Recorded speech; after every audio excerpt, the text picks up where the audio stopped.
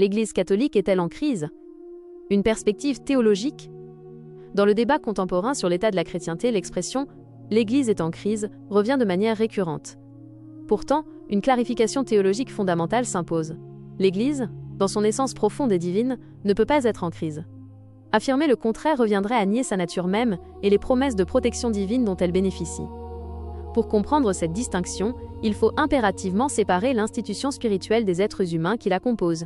L'erreur moderne consiste à confondre la baisse de la foi chez les individus avec une défaillance de l'institution. L'histoire et les enseignements traditionnels rappellent que le nombre de croyants peut s'effondrer et la foi s'affaiblir massivement dans la société, sans que l'Église elle-même ne perde sa pureté ou sa vérité. À l'image des premiers siècles où les persécutions obligeaient les chrétiens à se cacher dans la clandestinité, l'institution n'avait pas disparu pour autant.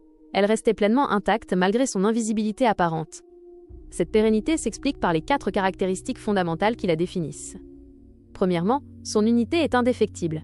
Elle possède une seule et même foi, un même culte et un même gouvernement spirituel qui ne peuvent être divisés. Deuxièmement, sa sainteté demeure totale, car elle est ancrée dans son fondateur divin. La présence de traîtres ou de pécheurs parmi ses membres, une réalité qui existe depuis les origines, n'entache en rien la sainteté de l'institution elle-même. Troisièmement, son universalité traverse les époques et les frontières. Même si la vraie foi venait à ne subsister que chez un nombre infime de personnes dans le monde, cette universalité continuerait de vivre à travers elle. Enfin, la transmission de son enseignement et de son autorité spirituelle se fait en ligne directe, sans interruption, depuis les premiers temps. Face à la diminution du nombre de fidèles et à l'isolement que cela peut provoquer, un piège d'orgueil guette le croyant, celui de s'identifier lui-même à l'institution. Un fidèle, quelle que soit sa piété, appartient à l'Église, mais il ne l'incarne pas à lui tout seul.